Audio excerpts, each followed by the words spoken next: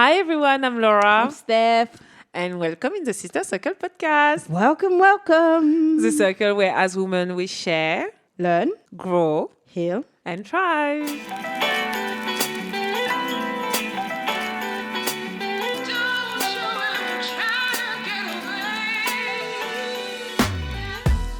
So before we start, I would like to acknowledge the traditional owners of the Gayamago country in Gadigal land of the Eora Nation on which we are standing and recording on today.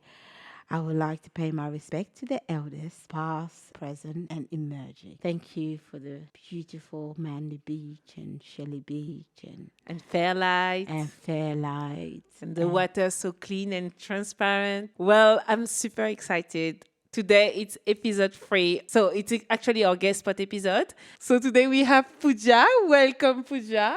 Thank you. It's a pleasure to be here. Puja, today we are in the Women and Friendship series, and we are going to explore that with you. Puja is actually a really dear friend of us, and I think we have a lot to learn about your story around friendship, so that's why we have you here. So tell us about yourself, Puja. Hello, everyone. My name's Puja. I am originally from India. I came to Australia just about 12 years ago now. Met Laura almost 10 years ago, so we are very dear friends, and Steph probably almost 2 years ago now. So close friends, and can I just say also part of the original sister circle that inspired this Amen. podcast. Had to drop that in. Sorry, guys. Amen. So the OGs. The OG in the house. Puja, we have an icebreaker question for every guest that come in the pod. Hit me. Who was the last woman that inspired you, and why?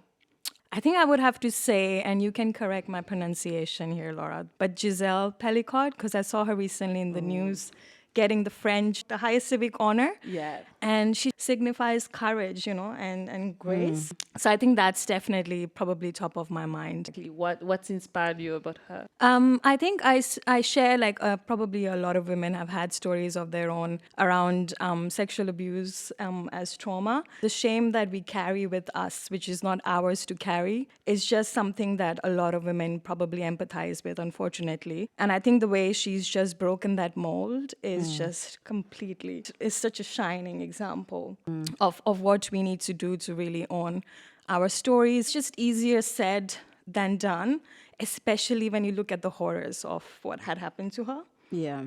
But I think it's exactly that, right? It's happened to her. That doesn't define her. So I think she's just such a classic example of strength. Yeah, and it's so well done. It's so well said because also on top of that, normally it was supposed to be we say huis clos, but a closed Trial. Closed trial, so no one would have known about it. It wasn't supposed to be public, but she wanted people to be conscious of that, people to know. But I think behind that, though, was the message of why keep it closed? It's for the perpetrator's benefit, right? To keep that shame close to her, which she completely defied. So just kudos to her, man. She's amazing. Thank you, Puja. Thank you for sharing that and for opening about that as well. Just on a bit of a lighter topic. So this series, it's a beautiful one. We talk about the friendship, the bond between women that is so special, in my opinion. What was friendship for you, at least growing up? How that experience shape your expectation around connection? Yeah, it's such a good question and so many layers. Where I'm from, I'm really proud of this. Community is like the essence of the fabric of the society there. So I think when I was younger, we all knew our neighbors. We lived in apartment blocks. As you know, we are a lot of... From early childhood, I would say it was very communal. As I grew up, though, I think as a teenager, friendships sort of evolved more to reflect the journey I was going through, I think, which was basically meaning that, when I was going through a phase of rebellion, I was attracted to a crowd.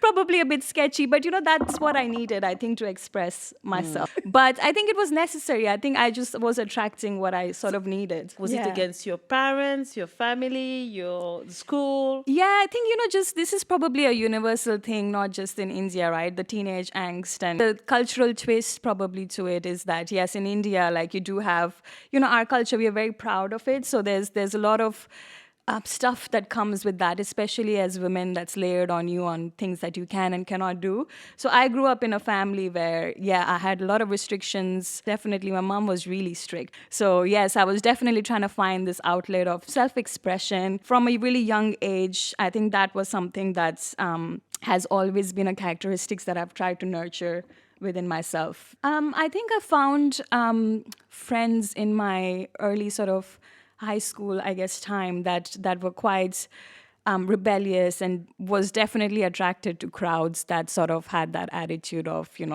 rage against the machine.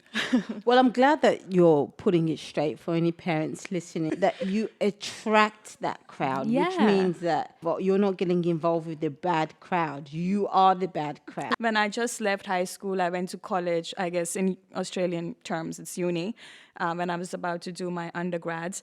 I found deeper friendships. Priorities change, and I needed to I had goals as well. So I think I was a bit more level-headed.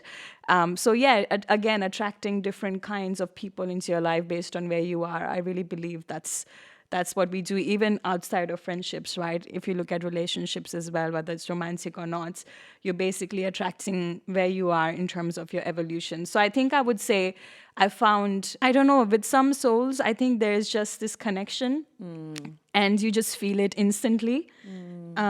It sounds like corny, but I think once you feel it, it's almost like it resonates. Yeah, not at all. It doesn't sound corny at all. I think that's right. You do feel a connection you draw towards people. And similarly, once you recognize somebody that you used to be in the person, and you see that you're attracting that pattern again, it's also an opportunity to say, oh, no, thanks, I'm done with this. Exactly. Energy attracts energy. And Exactly. generally it's the same energy, right? And Yeah. and as you said, Steph, I think if you've surpassed something and those people do come into your life, it's almost like the universe testing you. And you're like, well, they kind of naturally fall out because it just doesn't click anymore because you're not that person anymore. Exactly. Were you concerned about making friends in Australia? There was so much to unpack with my move because, India is like in my blood and bones, and that's all I knew for basically all my life. So I think coming to Australia was such a big decision. There was so much going on in my mind that I think friendship, it sort of was there in the back of my mind, but probably wasn't the biggest thing because I kind of was lucky with friends and it sort of just happened. I think I realized as you grow up, actually, you need to intentionally water those connections a lot more, which is a lesson that I think I learned. People from India, and I'm sure a lot of other countries can relate, but I think we live quite a sheltered life back there because, like I said, community is such a essential fabric of being there that you're never alone. you're just never alone. We always live with our parents, even when we are married. So freedom was a huge thing, and I think coming to Australia was such a big decision. Friendship in the back of my mind, I kind of always had the belief that that's gonna happen. That's going to happen for me. Yeah, I'm the same. I was saying also that I never think about it because it was just such a natural occurrence for me that I never worry about it. But I'm also very selective about my energy. I don't have to think about it I'm about vibes. If it feels good, then I'll go with it. And sometimes I also want to befriend someone, but it just doesn't feel good. Yeah. So I don't. So I'm just like, not yet. And I think this is the beauty of maybe women friendships, right? I think as women, we have such a strong sense of intuition and we are so much more connected, I believe, to our guts. I think being tapped into, as you were saying, Steph, what feels good is so underrated because what feels good, what fills your cup is always almost the right decision. And keep walking towards that, whether that's friendships, relationships, work, any decision. I think you sort of can't go wrong. But then if you feel like after meeting someone, having a conversation with them, you just leave feeling drained. Just that's not your person. Yeah. You know? So what would you say you attribute your significant friendships to? Wow. Well, okay, probably the ones now, if I reflect back, even my best friends back in India and my friends here, some common traits I think that they share is first and foremost is I feel very seen amongst their presence. It's almost as if they just pierce through the core. They see me, Yes. and it feels effortless that they just see the beauty, the stuff that they need to call me out on. And I think the second thing is a judgment-free zone. Yeah. It's so important, feeling safe to just come with my stuff.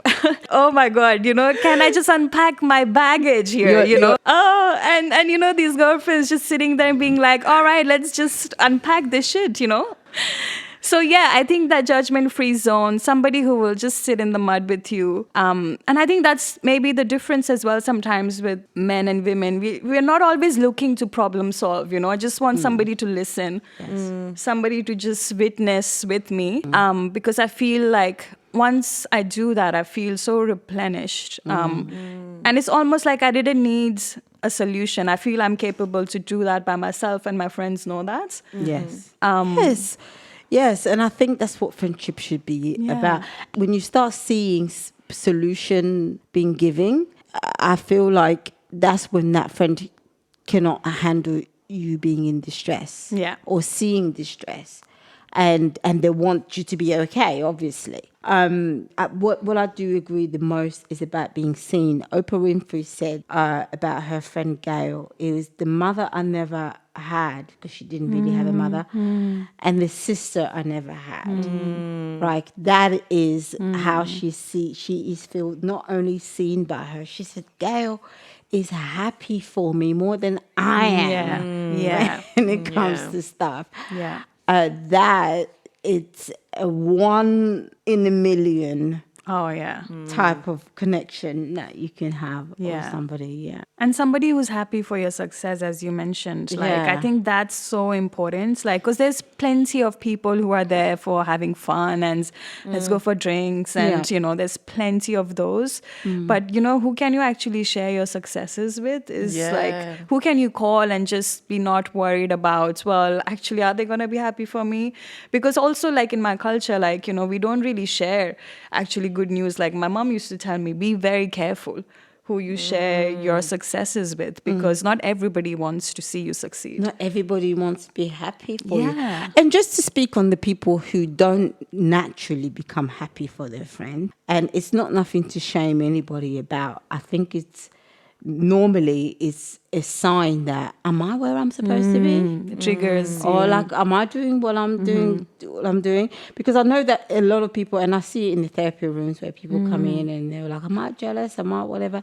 Maybe you're not unhappy for your friend, but you're pedaling a little bit too fast for me. Maybe I feel like I'm not catching up. That's interesting, because for me, where some people, they see competition, they compare, I'm like, oh, I see inspiration. I see, I always mention Puja. I'm like, I have this brilliant minded friend, and I'm just I'm not sure if I want to be exactly like her. Hey! But I'm like, damn, that's my goal.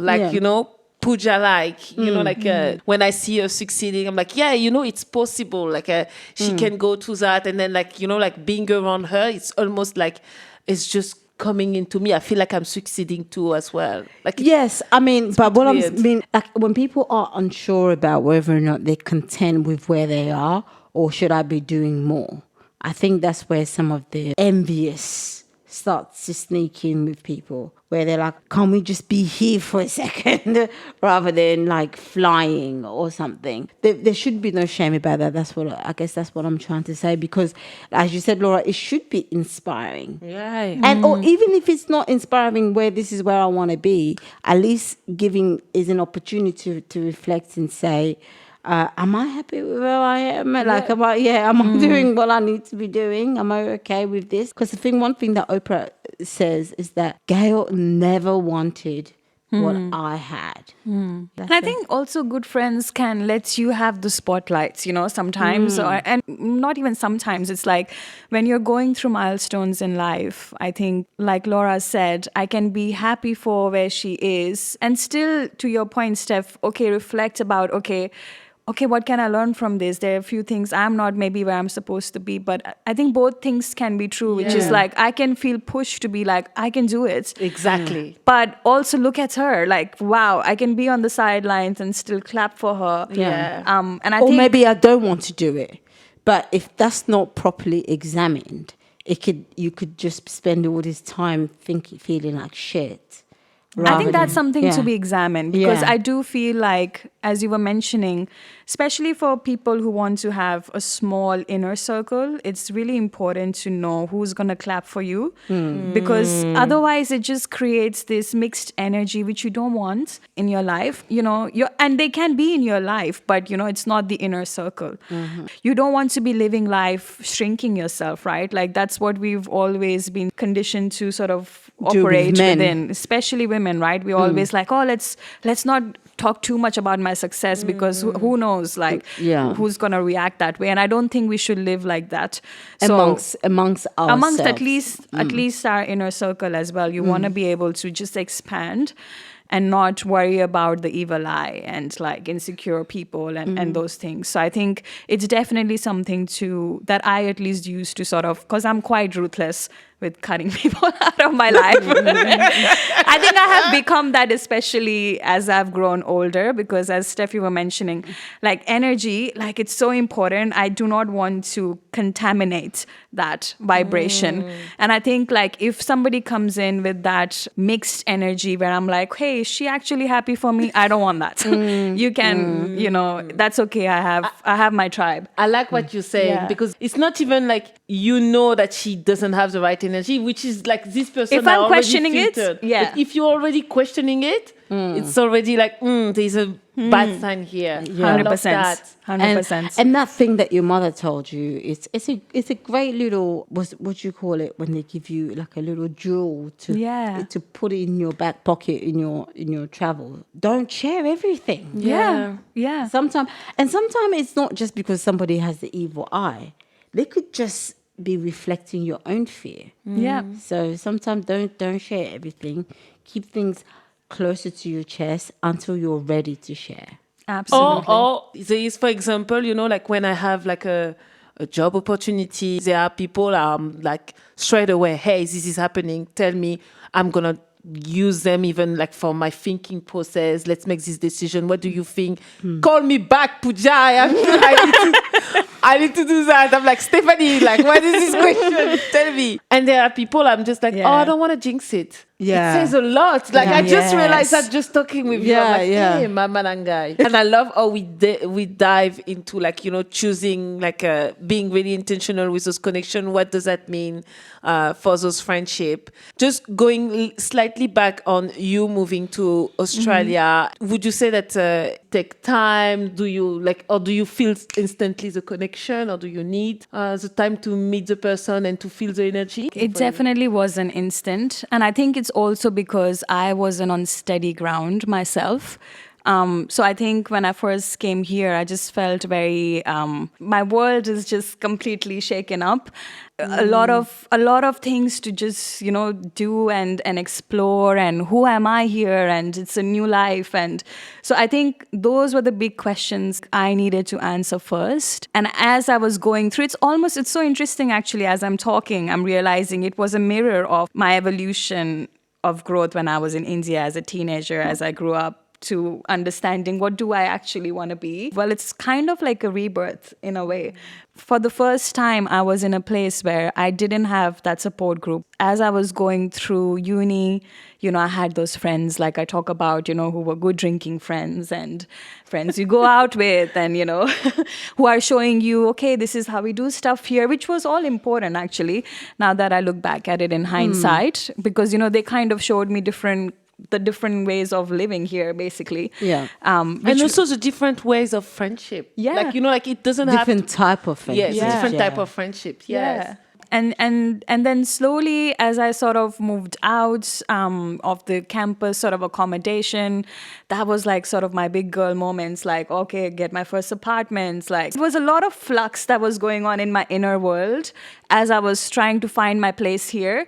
So I think in terms of friendship, that would have been great to have an anchor at that point. But to be honest, I didn't until I found, let's say, probably my first proper professional job out of uni, because I sort of had that as like, okay, I'm feeling a bit more like I have something now I'm working towards.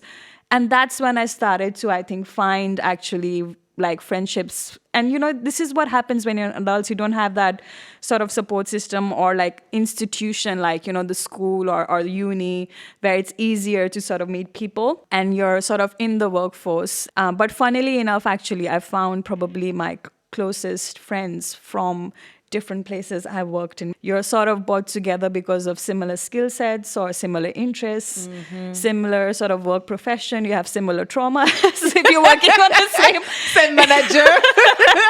So there's lots to bond you. So, you know, that definitely bonds you. And I think that's probably where I found like more meaningful connections, let's say. And, you know, and as you nurture them, like I said, you know, some felt like instant just chemistry with us, like where we were like, you know, when you meet in the playground and you're like, oh, we're going to be friends. You know, we're going to be friends. I know this feeling. Yes. I met Laura probably at my first proper job out of uni as well. And we sort of instantly knew as well that we were going to be friends. So, yeah. There's those instant connection, and we became straight away friends. But I wouldn't say like as close that we are now, that you're living in the Northern Beaches, that you're living next to me. Yeah, and but I think in the same building. Friendships should always, because I do hear it all the time where people would say, it's hard for me to make friends. I haven't been able to make friends. And people say it as that grievance when friendship, it really needs time to be nurtured. Definitely. It really needs, this is not just about friendship, about anything. If there's nobody around, then I probably need to do it myself. Right? Like, because I don't believe that the universe is here to harm me or to deprive me of anything. So maybe, like as you said, like when you probably thought after uni you needed a stronger friendship or a friendship to anchor you, but no, you needed to get your shit together. Exactly. You needed to find work. You needed to move out of that place and stuff. And when all of that was in your priority, you attracted again. Exactly, like where you were. attracted it again. Yeah, as you mentioned, like we weren't, Laura, as close instantly, but I think, as Steph mentioned, there's a progression of any relationship. Yeah. But it needs to feel easy though. Yeah. From the beginning. You need to feel not forced. All. And I think the part of nurturing 100% is true, and it takes effort. But the beauty of it is it doesn't feel like effort. I want to hang out with you. I want to do things. I want to know what happened at your project. Exactly. Tell me all about, like, you know, and it just sort of snowballs. And you mentioned something about how it's easy for you to cut people off. And in the previous episode, I mean, that is ruthless, I'm telling you. But you know what? People are not my friend. But I don't do it like that. My approach is not exactly like that. Like where I think they're not my friend. My approach is just like, okay, we're having a break for the foreseeable. You're never going to see me again. I don't know when. It could be next year or it could be 20 years. I don't know. I don't leave the door open. I just close it. See, I leave the door open, like I was saying in the last previous episode. I'm a bit like that as well. I say, I leave the door open, but you can't bring that shit over here, right? But still, even if you say, I'm ready to not bring this shit over there, I have to check if my frustration and my anger, am I okay with being around you now? Exactly. Right? If I'm still not okay there with needs to be a door to vet, though. It's like, can I bring, you're not just allowed to come back with your shit. Like there needs to be. I also need to sort of calm down from the ruffle. Yeah, I've been ruffled. That's really interesting because I'm someone that resentment is something that maybe I need to dig and understand where it's coming from or whatever. But I can be quite resentful. So if you have hurt me once, it's really hard to come back. It depends, of course, of like the level of the hurt. But like it's really, really hard to come back, and I'm gonna try to not give you the space to do it again. So it's really hard for me to reopen a door I think to it friendship. changes the relationship for sure. Like the relationship isn't the same Because if you can hurt someone, and that to me is not just in friendship, it's with my family. Yeah. Everybody. Yeah. Are you saying you closed the door on the family? Hell yeah. Hey. With friends, I feel like I've been so spoiled with such good friends. I think they've set the standard so high. Yes. You should be able to be in an environment where you're respected. Yes. And I And think your once you love. know what good looks like, I think that's why I don't entertain leaving the door open because and I think, look, there is a balance between giving people some grace. It depends on, let's say the error if you've shown me, let's say multiple times that you cannot meet that standard, then I'm sorry, the door is closed. Exactly. And that's what the boundaries is. My boundaries is such a repellent that if you're not able to behave, then you won't want to stay either. Yeah, it's too much Yeah. for the wrong people, as it should be. Did you see some cultural differences, like between like creating meaningful, deep relationship, friendship in India and in Australia? I think the obvious one for me is cultural nuances, that it's just something that you don't need to explain. So, for example, my friends back in India will just sort of know, let's say, the suffocation I was feeling when I was a teenager, because all Indian families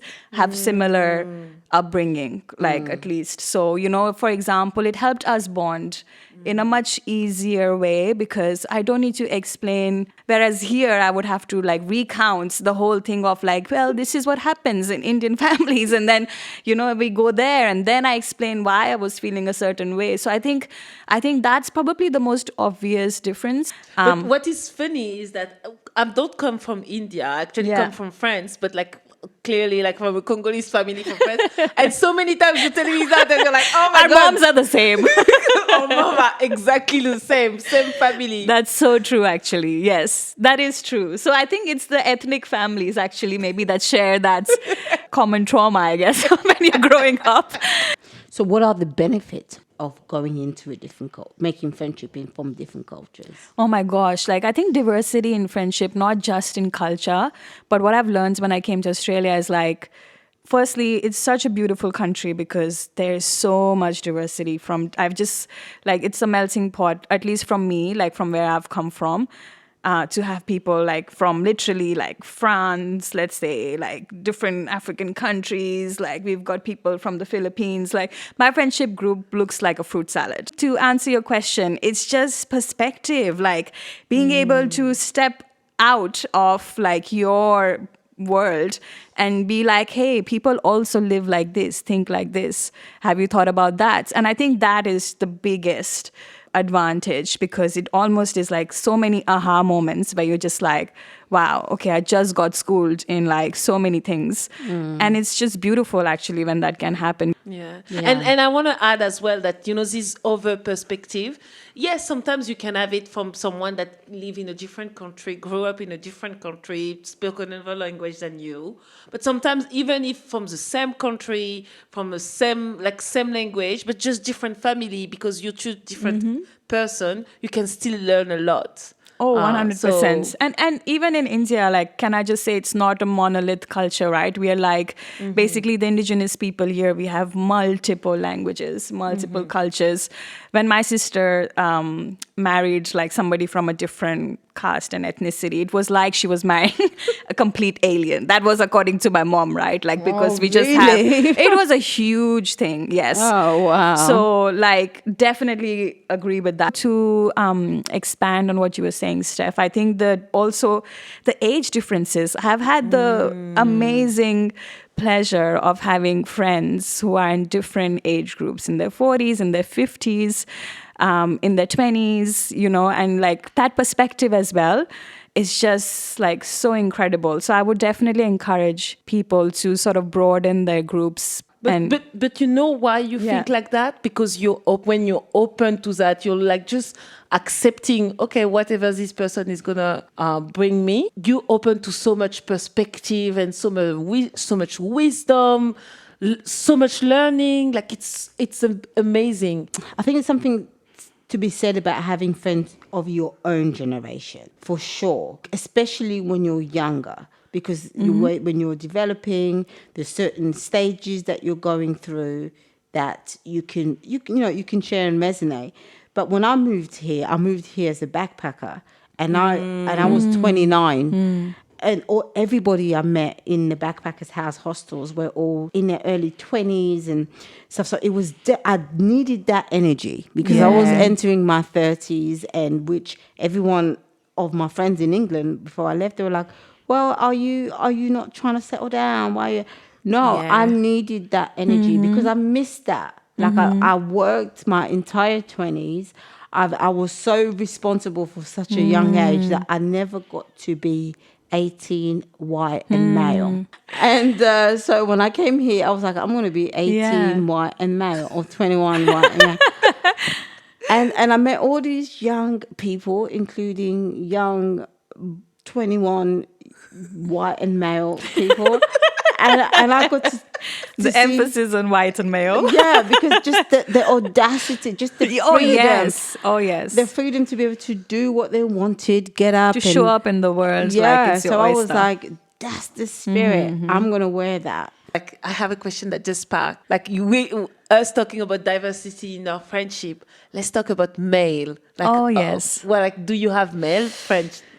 In short, I would say no. I do not think men and women can be. Oh, yes. I know this age-old question.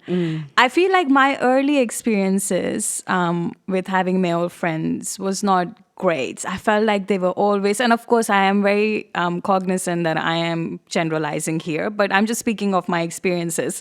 And I felt everybody was like trying to get out of the friend zone. I just always felt that I had to be on guard, which is not how I want to show up in friendships. Exactly. So for me personally, I never got the same kind of fulfillment from that, and so I wasn't really feeling like I'm missing out. It was okay for me to not have that being a big part of my friendship group, to be honest. The women friends who are there in my life just fill, and my cup is overflowing. Like, so do not feel the needs. And I just want to add a disclaimer for any of my male friends who are Oh, yes. please, I want to see how she backs out of this one. don't take it the wrong way. Okay? You guys are not friends. Not sleeping on the same No, bed. we are friends, but as you already know, we don't sleep on the same. Know your lane. Like when we catch up is outside or whatever. Do you know what I mean? So you already know, but don't take. I still cherish the conversation that we have. You probably won't be as. And plus, it makes your girlfriend uncomfortable. So Yeah. No, not necessarily. Like, I have a different message for my male friends. I feel like I have to be extra, making the girl feel secure enough. Of course, you need to do that, but Yeah. that's normal. Like, for me, like, I'm a woman, I will do that. Even though, like if my man is telling me this is my best friend, and because I know that I have like really dear male friend, I can understand and I can comprehend that exists. But of course, you need to think of it. I always want to make her think that, like, it's not just me and him exclusive. She is also invited in here, even though she knows that we have a relationship. But sometimes I don't want that girlfriend to be invited because I don't really gel with her like that. I don't have a male friend. I'm not friend with the girl as well. Well, yeah, my problem is I feel like I shouldn't have to be their girlfriend's friend.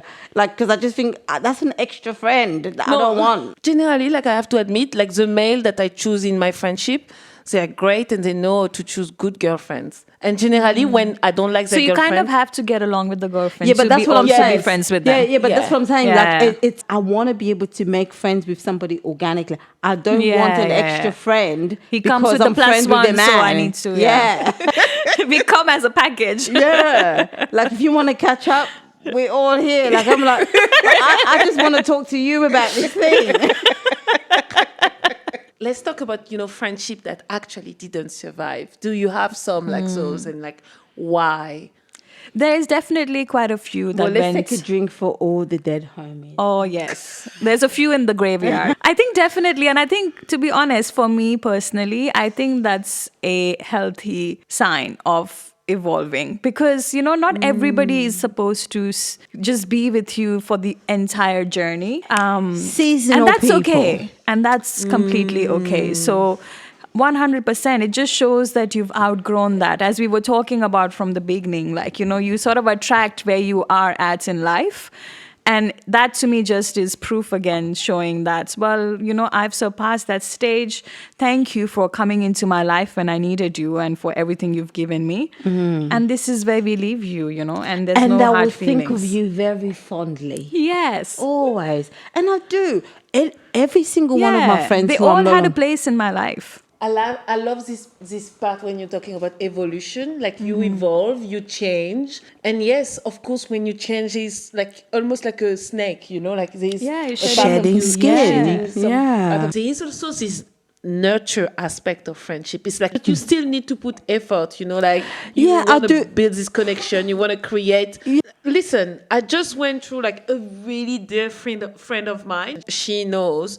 And I know as well that if I have an issue, she's going to a herb break, she needs help to move her fridge, that I'm going to come and like lift your fridge for sure. And Well, I can call the handyman. Yeah, I'm not lifting stuff anymore. Like, I'm going to hurt you. anyway, that's when you need men as well, by the way. back to this friendship.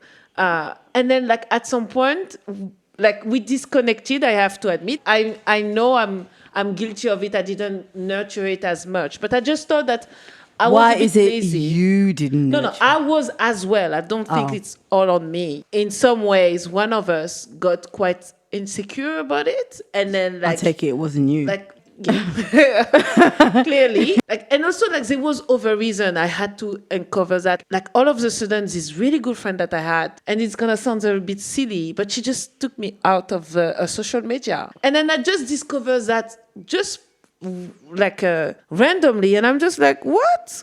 How come I'm not friend with her? At the beginning, like my first thing was ego coming in, and I was just like, nah, I'm not gonna talk to her, blah blah blah. And then I was like, no, I love this person. I feel like I haven't done anything wrong.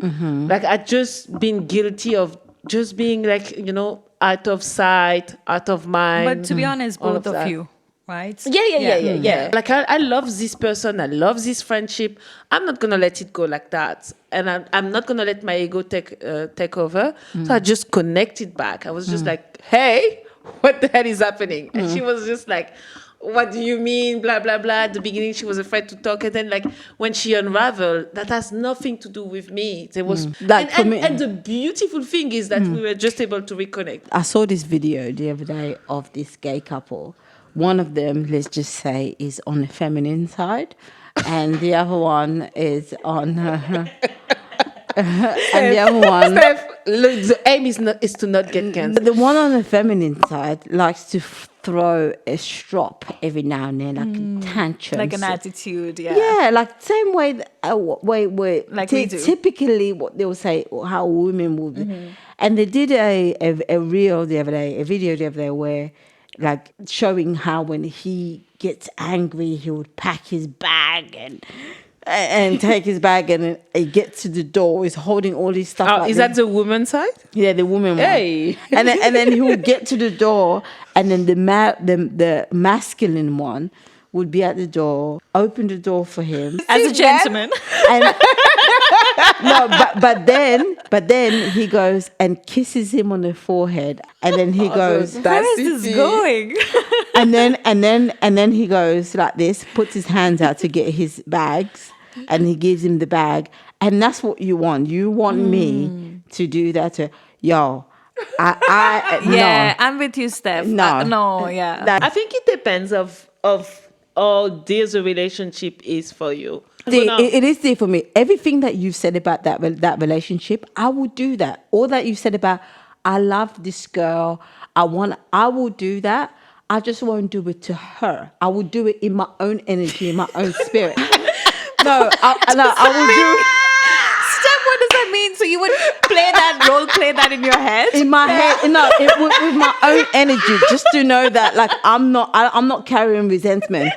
And you just thank God that the universe crosses our path.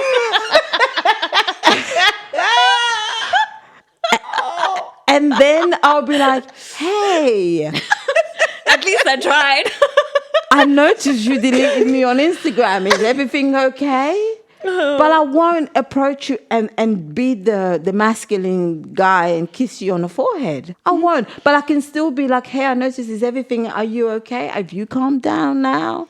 Or No, something that's like really that? patronizing. What? But is it a lie? No, like that's not like I don't know. That's not how I want to. Because she should also recognize that I'm being silly. She did, and Okay. she did straight So away. good. Like So- you know, I think, Laura, something to watch out for is, are you always having to be the bigger person? Uh-huh. Because I think I read this somewhere. It's like, if you're always having to be the bigger person, you're probably hanging out with just really small people all the time. Right? You were waiting to put that one in. Because, it's okay to, and I think it's really mature to do that sometimes, right? Be the bigger person. But hey, if you have to do that all the time, All the time, yeah. this is not the right dynamic. and that's not the case. Like I Okay. just want to like clarify that's not the case with this person. That's the only time in 10 years that has happened. If you would have to give an advice to someone moving in a new country or going in a new place where they feel like they have to rebuild that again, what would it be? Gosh, I think focusing on who you want to be is probably the biggest thing that you need to answer, because Amen. that attracts everything. Once I knew who I was, the right people came. Oh, I that's didn't need to go beautiful. looking for them. I love your take on friendship. What an But amazing... and I feel really, really, really special knowing that I can be called your friend. So I love it even more. Oh, thank you, girls, for having me on such a special episode as well. Like, what an amazing topic to talk about. Absolutely. Thank you so much for being here, Puja. And thank you all for listening to this episode. This is the close of this week's Circle. If you've taken anything from this conversation, do let us know in the comment section. If you have any questions you would like our opinion on, you can email us on the sistercirclepodcast@gmail.com. Join us next week in a new circle. Until then, have a great week. Have a great week.